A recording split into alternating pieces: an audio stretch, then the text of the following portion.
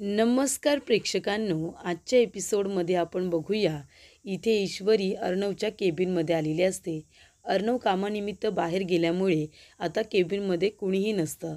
तेव्हा ईश्वरी फाईल तिथेच ठेवून आपल्या आईवडिलांच्या लॉकेटकडे बघत असते आणि ती खूपच जास्त प्रेमाने आपल्या आईवडिलांचं लॉकेट बघत असताना तिचं मन करतं की ते जे पेंडेंट आहे त्याच्यामध्ये तिच्या आईवडिलांचा फोटो आहे. तो बघण्याची ईश्वरीची फारच इच्छा होते.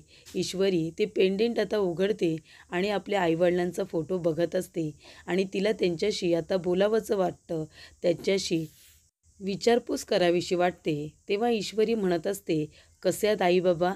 ठीक आहात ना? तुम्हाला हा भडकूचंद त्रास तर देत नाही ना?"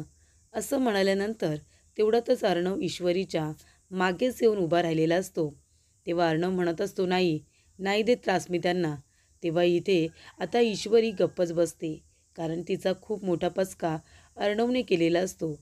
ईश्वरी इथे जेव्हा तिच्या आईवडिलांच्या फोटोजवळ इथे अर्णवला भडकूचंद म्हणते, ते अर्णवने ऐकलेलं असतं. तेव्हा अर्णव म्हणतो, "नाही, नाही त्रास देत मी त्यांना." तेव्हा ईश्वरी म्हणते, "सर आलात तुम्ही?" तेव्हा अर्णव म्हणतो, "का? यायला नको होतं? माझी केबिन आहे ना ही. मग मी तर येणारच होतो, हो की नाही? पण तू इथे काय करतेस ते सांगशील का?"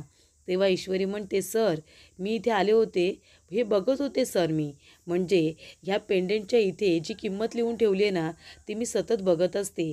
कारण जेव्हा ही एवढी रक्कम मला तुम्हाला परत करायची आहे, हे जेव्हा सतत माझ्या नजरेसमोर असतं ना, तेव्हा काम करण्याचा जो उत्साह असतो तो दुगणा असतो सर. म्हणून मी इथे आल्यानंतर ही किंमत सारखी बघत असते."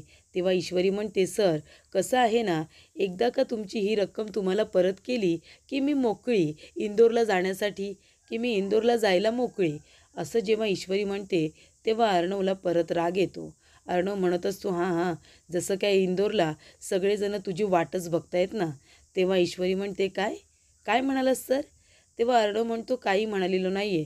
काय काम होतं तुझं इथे? केबिनमध्ये कशाला आली आहेस?" तेव्हा ईश्वरी म्हणते, "सर, ही फाईल मी तुम्हाला इथे द्यायला आले होते.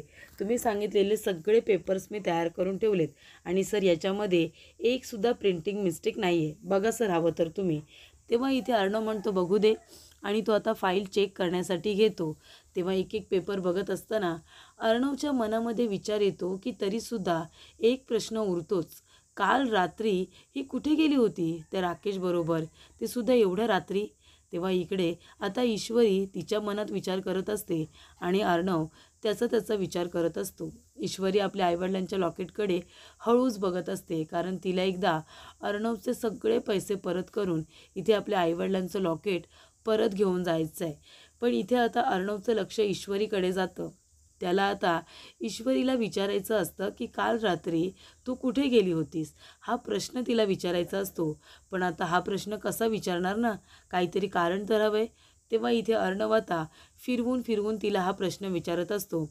अर्णव म्हणत असतो, "काय आहे? किती मिस्टेक आहे त्याच्यामध्ये?" तेव्हा ईश्वरी म्हणते, "सर, याच्यामध्ये एक पण मिस्टेक नाही आहे." तेव्हा अर्णव म्हणतो, "नाही, याच्यामध्ये एकसुद्धा मिस्टेक नाही आहे, पण तरीसुद्धा खूप मोठी मिस्टेक आहे. कळते का तुला?" तेव्हा ईश्वरी म्हणते, "सर बघू." आणि ती लगेच अर्णवच्या हातातून फाईल घेते आणि चेक करत असते. तेव्हा अर्णव लगेच तिला टोमणा मारतो. अर्णव म्हणत असतो की रात्रभर बाहेर फिरायचं आणि मग ऑफिसमध्ये येऊन झोपा काढायच्या. मग अशा मिस्टेक तर होणारच ना. तेव्हा ईश्वरी म्हणते, "सर, पण ह्याच्यामध्ये काय मिस्टेक आहे?" तेव्हा अर्णव म्हणतो, "या फाईलमधले पेपर हे व्यवस्थित फाईल केलेले नाही आहेत. बघितलंस का तू? ऑफिसमध्ये झोपा काढल्यानंतर असंच होतं." तेव्हा ईश्वरी म्हणते, "सर, मी बरोबर तर पेपर फाईल केलेत ना." तेव्हा इथे ईश्वरीच्या डोक्यात लगेच क्लिक होतं. ती म्हणते, "अच्छा, म्हणजे काल रात्री मी कुठे गेले होते हे सरांना विचारायचं आहे तर. म्हणजे त्यांनी मला फोन केला होता तेव्हा मी बाहेर होते ना. तेव्हा सरांना विचारायचं असेल की एवढ्या रात्री मी बाहेर काय करत होते." तेव्हा इथे अर्णव म्हणतो की "काय झालं?" तेव्हा ईश्वरी म्हणते, "सर, म्हणजे आता मी पेपर तर फाईल बरोबर केलेत, पण तुम्हाला जर मला हा प्रश्न विचारायचा असेल की काल रात्री तुम्ही जेव्हा मला फोन केला होतात तेव्हा मी कुठे होते, हा जर प्रश्न तुम्हाला विचारायचा असेल तर तुम्ही आडून विचारू नका सर. तुम्ही पटकन स्पष्टपणे हा प्रश्न मला विचारून टाका. कारण कसं आहे ना, असं मला टोमणे मारायची गरज नाही आहे. तुम्ही जर विचारलं तर मी तुम्हाला सांगेन." तेव्हा अर्णव म्हणतो, "काय काय बोललीस तू? मी कुठे तुला विचारतोय काल रात्री तू कुठे गेली होतीस? तू कुठेही जा, मला काही देणं घेणं नाही आहे, कळलं ना. आणि तो म्हणत असतो की कुठेही गेलीस तरी मला काय फरक पडतो. तेव्हा ईश्वरी म्हणते, नाही सर तुम्ही बरोबर बोलताय, तरीसुद्धा मीच तुम्हाला सांगून टाकते ना की काल रात्री मी कुठे गेले होते ते. तेव्हा इथे ईश्वरी म्हणत असते की सर अहो खूप मोठा प्रॉब्लेम झाला आहे. त्या आपल्या कॅन्टीनमध्ये शलाकाजी काम करतात ना, शलाकाजी, त्यांचा खूप मोठा प्रॉब्लेम झाला आहे सर. त्यांचा नवरा आहे ना. तेव्हा अर्णव म्हणतो, हो अगदी बरोबर. म्हणजे तुझं कसं आहे माहिती आहे का, म्हणजे स्वतःचे प्रॉब्लेम अजून सॉल्व्ह झालेले नाही आहेत, तर तुला दुसऱ्यांचे प्रॉब्लेम सॉल्व्ह करायचे आहेत. म्हणजे ही तुझी सवयच आहे ना, त्यांचे प्रॉब्लेम सॉल्व्ह करण्यामध्ये तुला खूप जास्त इंटरेस्ट असतो. आणि तू तर दुसऱ्यांचे प्रॉब्लेम असे सॉल्व्ह करू शकतेस कारण का तू सुपर वुमन आहेस ना. हे तर मी विसरलोच होतो की तुला दुसऱ्यांचे प्रॉब्लेम सॉल्व्ह करण्यामध्ये काय एवढा इंटरेस्ट आहे ना, ते खरंच मला कळत नाही. त्यांचं ते बघून घेतील ना. पण नाही. तेव्हा ईश्वरी म्हणत असते की भडकूचंद, म्हणजे आता मी सांगते तरीसुद्धा यांना ऐकून पण घ्यायचं नाही आहे. उलट त्याच्यामध्ये मला अजून टोमणे मारायचे आहेत. आता काय सांगू मी सरांना. शलाकाजी किती मोठ्या प्रॉब्लेममध्ये आहेत ते, पण नाही, यांना जर काही ऐकूनच घ्यायचं नाही आहे तर कशाला मग विचारतायत. तेव्हा इथे आता अर्णव म्हणत असतो, नाही ठीक आहे, ठीक आहे, आता तुला काही विचारायलाच नको, तू आता गेलीस तरी चालेल. तेव्हा इथे ईश्वरी म्हणत असते की घ्या, म्हणजे काल आता 2 शब्द माझ्याशी किती नीट बोलले आणि आता इथे 200 शब्द किती वाईट बोलले. तेव्हा अर्णव म्हणतो, काय झालं, कसला विचार करतेस मी सिंदोर. तेव्हा इथे ईश्वरी म्हणत असते की सर मला ना खरंच तुमचं काही कळतच नाही, म्हणजे खरं बोलू का. तेव्हा अर्णव म्हणतो, हो बोल ना, काय बोलायचं आहे तुला. तेव्हा ईश्वरी म्हणते, सर आता काल माझ्याशी 2 शब्द किती नीट बोललात तुम्ही आणि आता 200 शब्द किती वाईट बोललात सर. असं का करता सर तुम्ही. कधी कधी तर मला असं वाटतं ना की सगळं काम वगैरे सोडून इथून पळून जावं, परत इथे यायलाच नको. खरंच असं वाटतं मला की इथून निघून जावं एकदाचं. तेव्हा अर्णव म्हणतो, बरं ठीक आहे, जा आता, आणि तो बाहेरचा रस्ता दाखवतो. तेव्हा ईश्वरी म्हणते, हो जाणारच आहे मी. आणि ती सरळ आता बाहेर येऊन बसते आणि म्हणत असते की सरपण ना, म्हणजे काल रात्री फोन केला होता तेव्हा मी बाहेर आहे हे सांगितल्यानंतर सरांना आता मला विचारायचं आहे की एवढं रात्री मी बाहेर काय करत होते. मग स्पष्टपणे विचारायचं ना. मग असं आडून आडून गोल गोल फिरवून विचारायची काय गरज आहे. तेव्हा ईश्वरी म्हणते, पण काल रात्री मी बाहेर गेले होते, मी कुठेही जाईन, त्याच्याशी याला काय करायचं आहे, याला काय देणं घेणं आहे. तेव्हा इथे आता काळजी वगैरे तर काही नाही, पण टोमणे मारायचे असतात ना, म्हणून फक्त विचारायचं असेल, बाकी यांना कुठली माझी काळजी, असं ईश्वरी आता म्हणत असते. आणि लगेच तिला क्लिक होतं. ती म्हणते, अरे बापरे, शलाकाजींजवळ काही माझं बोलणंच नाही झालं, त्या गावाला पोचले असतील ना, त्यांना फोन करायला हवा, त्यांच्याशी बोलायला हवं, असं ईश्वरी म्हणत असते. तर इथे आता जयू आत्या येते आणि राकेशला म्हणत असते की राकेश हे घ्या, संपूर्ण अगरबत्तीचा पुडाच आहे हा, तुम्हाला संपूर्ण अगरबत्तीचा पुडा हवा होता ना, घ्या. तेव्हा इथे राकेश म्हणतो, थँक्यू आत्या, तुम्ही बरं झालं मला एवढा मोठा पुडाच दिला. तेव्हा जयू आत्या म्हणते, नाही ते सगळं ठीक आहे, पण तुम्हाला अगरबत्तीचा एवढा मोठा पुडा कशाला हवा आहे, एवढ्या काय अगरबत्त्या हव्यात तुम्हाला, काय करायचं आहे तुम्हाला. तेव्हा इथे राकेश म्हणत असतो की जयू आत्या, अहो तुम्हाला तर माहिती आहे ना, आता मी इथे पोथीपुराणचं वाचन करणार आहे ना, मग आता त्याचं वाचन करत असताना अगरबत्ती तर लावावी लागेलच ना, घर कसं सुगंधी हवं.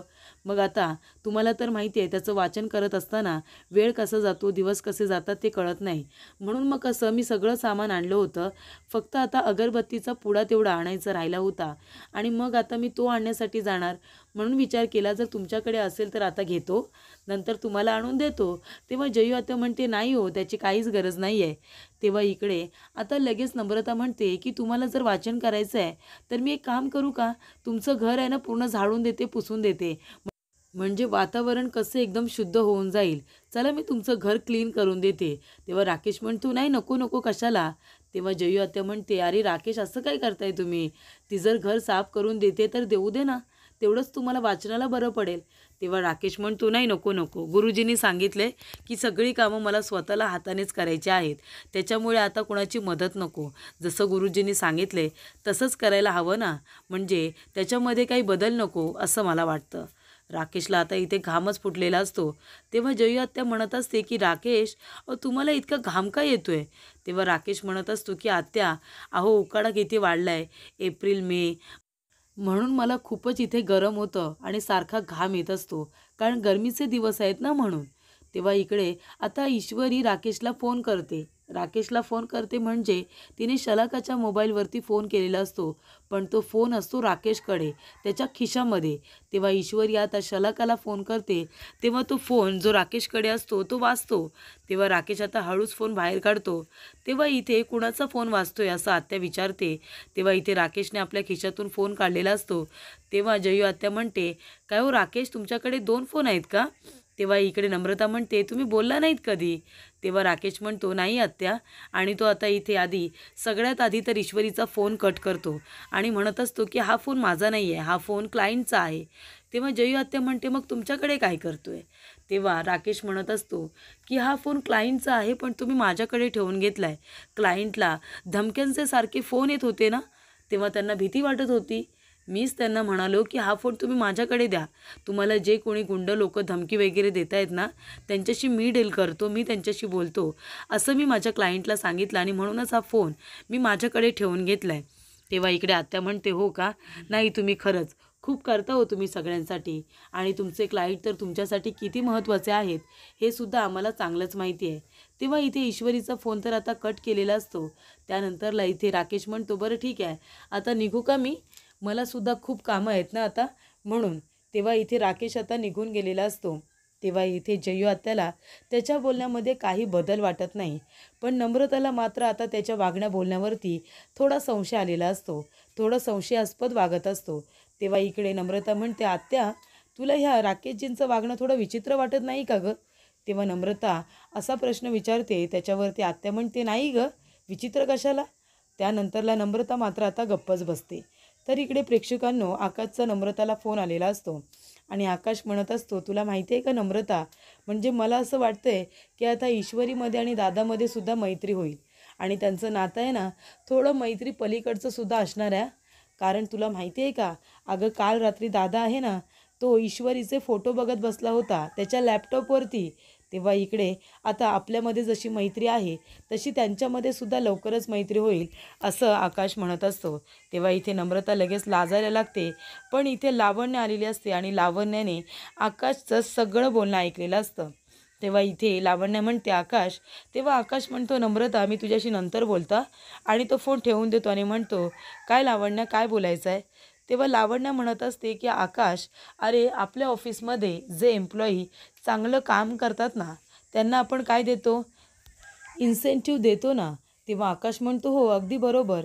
तेव्हा लावण्या म्हणते, मग आता जे आपलं एवढं मोठं डील मिळाले ना आपल्याला, त्याच्यामध्ये ईश्वरीने खूपच जास्त छान असं कॉन्ट्रीब्यूट केले, म्हणजे तिच्यामुळे का होईना पण आपल्याला खूप मोठं प्रॉफिट झालेलं आहे. तिच्यामुळेच आपल्याला एवढं मोठं डील मिळाले, मग आता तिलासुद्धा चांगलं काम केलं आहे म्हणून इन्सेंटिव्ह द्यायला हवं ना. तेव्हा आकाश म्हणतो, हो द्यायला हवं ना, पण ते डिपार्टमेंट तर तुझं आहे. तेव्हा लावण्य म्हणते, अगदी बरोबर, पण तुला तर माहिती आहे ना, इथे अर्णव ईश्वरीवरती खूपच जास्त रागवला आहे. त्याच्यामुळे आता, आणि माझ्यावरती सुद्धा, त्याच्यात जर मी त्याच्याशी काही बोलायला गेले तर तो माझ्यावरती रागवेल आणि त्याचा राग त्या ईश्वरीवरती सुद्धा निघेल. तेव्हा मी काय म्हणते, तू फक्त इन्सेंटिव्ह देण्याबद्दल जरा ASR बरोबर बोलून घेतोस का? म्हणजे तू जाऊन त्याला आठवण कर, आणि तो जर म्हणाला की ठीक आहे, इन्सेंटिव्ह द्यायला लागेल म्हणून, तर आपण लगेच तिला पगारवाढ देऊया, बरोबर की नाही? कारण तिने किती काम केलं आहे, तिने तर एवढं मोठं डील क्रॅक केलं आहे ना, तेव्हा तिला आता काहीतरी मोबदला तर दिलाच पाहिजे. आकाश म्हणतो, ठीक आहे, मी दादाजवळ बोलून घेतो. तेव्हा लावण्य म्हणते, आता आकाश इन्सेंटिव्हबद्दल बोलल्यानंतर मी तिला आता पगारवाढ एवढी देईन की जे काही तिला ASRचे पैसे परत करायचे आहेत, ती पैसे परत करेल आणि इथून कायमची निघून जाईल. तेव्हा तिची मैत्रीण म्हणत असते, स्पॅम, लावण्या, किती हुशार डोकं आहे गं तुझं, खूपच छान. त्या ईश्वरीला बाहेर काढण्याचा खूप छान प्लॅन आहे तुझ्याकडे. त्यानंतर प्रेक्षकांनो, इकडे आता अर्णव आपलं काम करत बसलेला असतो, तर लावण्या ईश्वरीला कसं आता ऑफिसमधून बाहेर काढता येईल यासाठी ती प्लॅटिंग करत असते, आणि त्यासाठी तिने इथे आता आकाशची मदत घेतलेली असते. नकळतपणे का होईना, पण आकाशसुद्धा तिची इथे मदत करत असतो, कारण त्याला माहिती नाही आहे की तिला जर इथे आता पगारवाढ दिला तर ते पैसे ती ASRला द्यायला सांगेल, अर्णवला द्यायला सांगेल आणि तिथून तिला जायला सांगेल. त्याला तर असंच वाटत असतं की कुणालाही प्रत्येकाच्या कामाचा मोबदला मिळाला पाहिजे. तेव्हा इथे आकाशला आता आठवत असतं कशा पद्धतीने इथे आता ईश्वरीने त्याची मदत केलेली असते. त्याच्या आईचं बिघडलेलं मशीन सुरू केलेलं असतं. त्याचबरोबर जेव्हा तो तिला पैसे द्यायला जातो, त्याचा मोबदला द्यायला जातो, तेव्हा ईश्वरी त्याला म्हणते की तुमच्या आईची मशीन प्राईजलेस आहे. मग जर मी तिला नीट केले तर त्याची प्राईस सर तुम्ही मला देऊ नका, कारण ह्या वस्तूची किंमत पैशात नाही होऊ शकत. बरोबर ना सर? तेव्हा इकडे अर्णवला आता ईश्वरीची हीच गोष्ट खूप आवडते आणि तो तिचाच विचार करत बसलेला असतो. तिच्या लॉकेटकडे बघत असतो. तेव्हा तिथे आकाश येतो. आकाश आल्यानंतर इथे अर्णव त्याला आता बसायला सांगतो. तेव्हा आकाश म्हणत असतो की दादा, अरे तुला माहिती आहे का, ईश्वरीने आपली किती मोठी मदत केली आहे. आपल्याला एवढं मोठं डील मिळाले ते तिच्यामुळेच क्रॅक झाले ना. मग आता जे लोक चांगलं काम करतात आपण त्यांना इन्सेंटिव्ह देतो ना. तेव्हा आकाश म्हणतो की मग दादा ईश्वरीला सुद्धा इन्सेंटिव्ह द्यायला हवी आहे. तेव्हा इकडे अर्णव म्हणतो पण आकाश, ते डिपार्टमेंट तुझं नाही आहे ना. तेव्हा आकाश म्हणतो दादा माझं डिपार्टमेंट नाही आहे, पण मला असं वाटतं की ऑफिसमध्ये याचा विसर पडायला नको. कारण का आपण जर सगळ्यांना इथे इन्सेंटिव्ह देतो, मग ईश्वरीला का नको द्यायला? बरोबर की नाही? ती पण इथे प्रामाणिकपणे तिचं काम करतेच ना दादा. तेव्हा इथे अर्णव आता म्हणत असतो की आकाश, मला छान वाटलं.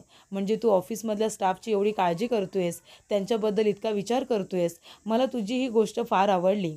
चांगला हेतू आहे तुझा. तू तिला इन्सेंटिव्ह द्यायला सांग. तेव्हा आकाश म्हणतो दादा, म्हणजे मी ऑफिसच्या स्टाफचा विचार करतोय हे तुला आवडलं, की मी पर्टिक्युलर एका व्यक्तीचा विचार केला म्हणून तुला हे आवडलं? तेव्हा आकाश आता इथे आता अर्णवला म्हणत असतो की मी ईश्वरीबद्दल बोलतोय म्हणून तुला आवडलं आहे का? तेव्हा इथे अर्णव म्हणतो की तुझं जर झालं असेल आणि नको ते कन्क्ल्युजन काढून झाले असतील तर तू आता गेलास ना तरीसुद्धा चालेल. तेव्हा इकडे अर्णव त्याला आता लगेच दाराकडचा रस्ता दाखवतो, कारण त्याला माहिती असतं आकाश त्याला चिडवण्याचं काम करतोय. तेव्हा आकाश तिथून लगेच निघून जातो. तेव्हा इथे आता अर्णवला असं वाटत असतं की चला, ईश्वरीने खूप छान काम केलं आहे, त्याच्यामुळे तिला इन्सेंटिव्ह देणं हे तर बनतंच. तेव्हा इकडे अर्णव म्हणतो, ईश्वरी देसाई तू काय म्हणतेस मला भडकूचंद, आणि मी इथे कुणाची काळजी करत नाही असं म्हणालीस ना. मग आता हे जे काही मी केलं आहे ते काय आहे? काळजी आहे की काय आहे दुसरं? तेव्हा इथे त्याला आता ईश्वरीची खूप काळजी असते, म्हणून तर तो तिला विचारत असतो की काल रात्री तू कुठे गेली होतीस, कारण त्याला ईश्वरीची जेन्युनली काळजी वाटत असते. त्यानंतर इकडे आता आजी म्हणत असते, अरे विक्रांत तुला कळतंय का, अरे आता गुरुजी 4 दिवसानंतर येणार होते ना. रामनवमीचा कार्यक्रम झाल्यानंतर मग एव्हाना गुरुजी आले असतील. आपण त्यांना फोन करून विचारूया का? म्हणजे एकदा का गुरुजी आले की आपण अर्णव आणि ईश्वरीच्या लग्नाचा मुहूर्त काढून घेऊ आणि त्या दोघांचं लग्न करून देऊ.